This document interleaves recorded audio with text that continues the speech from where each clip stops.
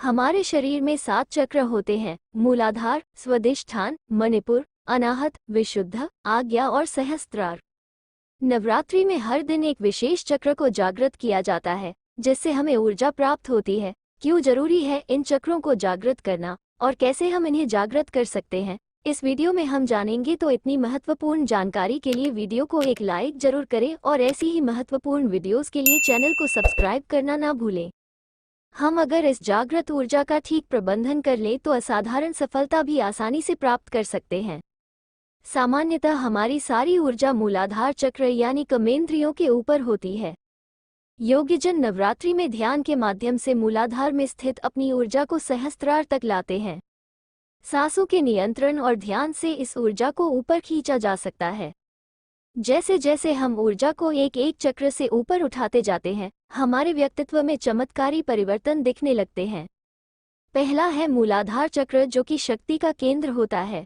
मूलाधार या मूल चक्र प्रवृत्ति, सुरक्षा, अस्तित्व और मानव की मौलिक क्षमता से संबंधित है।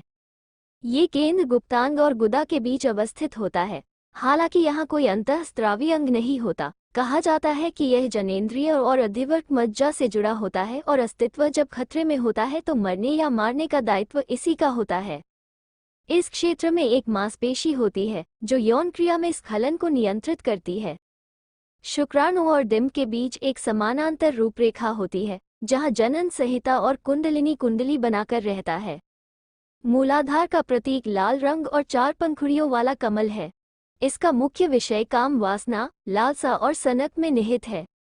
शारीरिक रूप से मूलाधार काम वासना को, मानसिक रूप से स्थायित्व को, भावनात्मक रूप से इंद्रिय सुख को और आध्यात्मिक रूप से सुरक्षा की भावना को नियंत्रित करता है। मनुष्य तब तक पशुवत है जब तक कि इस चक्र में जी रहा है, इसलिए भोग, निद्रा और संभोग पर संयम रखते हुए इस चक्र पर लगातार ध्यान लगाने से यह चक्र जागृत होने लगता है। इस चक्र के जागृत होने पर व्यक्ति के भीतर वीरता, निर्भीकता और आनंद का भाव जागृत हो जाता है। सिद्धियां प्राप्त करने के लिए वीरता, निर्भीकता और जागरूकता का होना जरूरी है। दूसरा स्वादिष्ठान चक्र, जो कि कमिटमेंट और साहस को बढ़ाता है।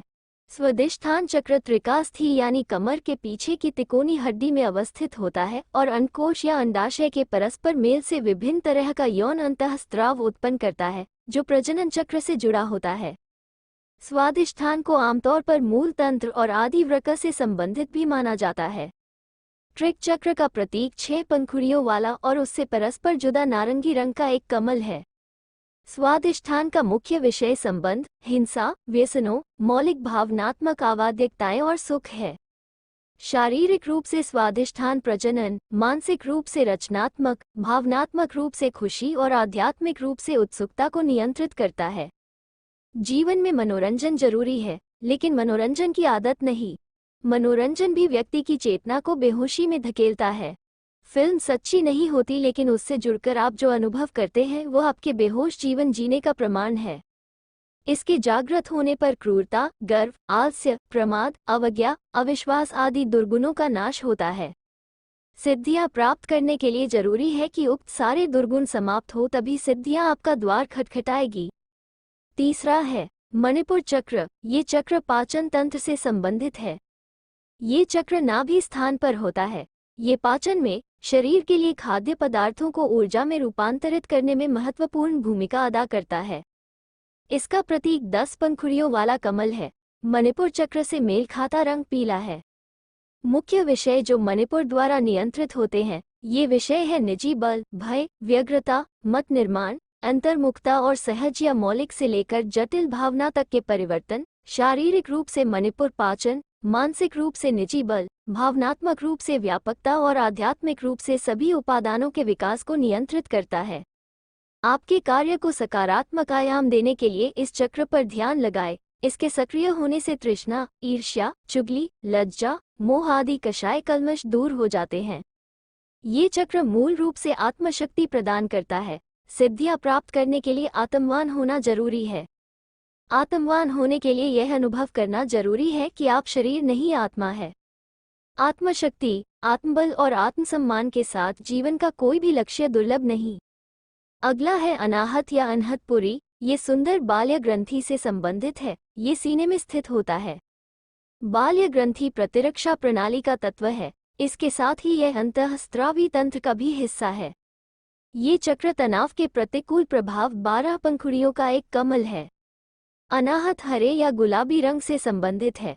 अनाहत से जुड़े मुख्य विषय जटिल भावनाएं, करुणा, सहृदयता, समर्पित प्रेम, संतुलन, अस्वीकृति और कल्याण है। शारीरिक रूप से अनाहत संचालन को नियंत्रित करता है, भावनात्मक रूप से अपने और दूसरों के लिए समर्पित प्रेम, मानसिक रूप से आवेश और आध्यात्मिक रूप से समर्पण को नियंत्रित करता है। हृदय पर संयम करने और ध्यान लगाने से यह चक्र जागृत होने लगता है। खासकर रात्रि को सोने से पहले इस चक्र पर ध्यान लगाने से यह अभ्यास से जागृत होने लगता है और सुषुम्ना इस चक्र को भेद कर ऊपर गमन करने लगती है।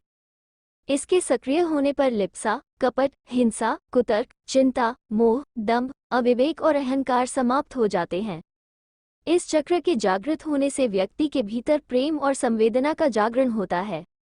इसके जागृत होने पर व्यक्ति के सामने ज्ञान स्वतः ही प्रकट होने लगता है। व्यक्ति अत्यंत आत्मविश्वास, सुरक्षित, चारित्रिक रूप से जिम्मेदार और भावनात्मक रूप से संतुलित व्यक्ति बन जाता है। ऐसा व्यक्ति अत्यंत हितैषी और बिना किसी स्वार्थ के मानवता प्रेमी एवं सर्वप्रिय बन जाता है। अगला है विशुद्धि चक्र, जो गले में होता है, के समानांतर है और थायराइड हार्मोन उत्पन्न करता है, जिससे विकास और परिपक्वता आती है। इसका प्रतीक 16 पंखुड़ियों वाला कमल है। विशुद्ध की पहचान हल्के या पीलापन लिए हुए नीले या फिरोजी रंग है। यह आत्माभिव्यक्ति और संप्रेक्षण जैसे विषयों को नियंत्रित करता है। शारीरिक रूप से विशुद्ध संप्रेक्षण, भावनात्मक रूप से स्वतंत्रता, मानसिक रूप से उन्मत्त विचार और आध्यात्मिक रूप से सुरक्षा की भावना को नियंत्रित करता है। कंठ में संयम करने और ध्यान लगाने से यह चक्र जागृत होने लगता है। इसके जागृत होने पर 16 कलाओं और 16 विभूतियों का ज्ञान हो जाता है। इसके जागृत होने से जहां भूख और प्यास को रोका जा सकता है, वहीं मौसम के प्रभाव को भी रोका जा सकता है। अगला है आज्ञा चक्र। ये दोनों भौहों के मध्य स्थित होता है। आज्ञा चक्र का प्रतीक 2 पंखुड़ियों वाला कमल है। ये सफेद, नीले या गहरे नीले रंग से मेल खाता है। आज्ञा का मुख्य विषय उच्च और निम्न अहम को संतुलित करना और अंतरस्थ मार्गदर्शन पर विश्वास करना है।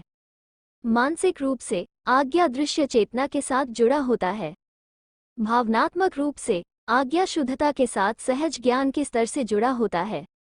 भृकुटी के मध्य ध्यान लगाते हुए साक्षी भाव में रहने से यह चक्र जागृत होने लगता है। यहाँ अपार शक्तियाँ और सिद्धियाँ निवास करती हैं। इस आज्ञा चक्र का जागरण होने से ये सभी शक्तियाँ जाग पड़ती हैं और व्यक्ति एक सिद्ध पुरुष बन जाता है। आखिर में आता है सहस्त्रार चक्र। इसे आमतौर पर शुद्ध चेतना का चक्र माना जाता है। यह मस्तक के ठीक बीच में ऊपर की ओर स्थित होता है। इसका प्रतीक कमल की 1000 पंखुड़ियां हैं और यह सिर के शीर्ष पर अवस्थित होता है। सहस्त्रार बैंगनी रंग का प्रतिनिधित्व करती है और यह आंतरिक बुद्धि और दैहिक मृत्यु से जुड़ी होती है। सहस्त्रार का आंतरिक स्वरूप कर्म के निर्मोचन से, दैहिक क्रिया ध्यान से, मानसिक क्रिया सार्वभौमिक चेतना और एकता से और भावनात्मक क्रिया अस्तित्व से जुड़ा होता है। मूलाधार से होते हुए ही सहस्त्रार तक पहुंचा जा सकता है। लगातार ध्यान करते रहने से यह चक्र जागृत हो जाता है और व्यक्ति परमहंस के पद को प्राप्त कर लेता है। शरीर संरचना में इस स्थान पर अनेक महत्वपूर्ण विद्युतीय और जैविक विद्युत का संग्रह है। यही मोक्ष का द्वार है। पूरी वीडियो देखने के लिए धन्यवाद।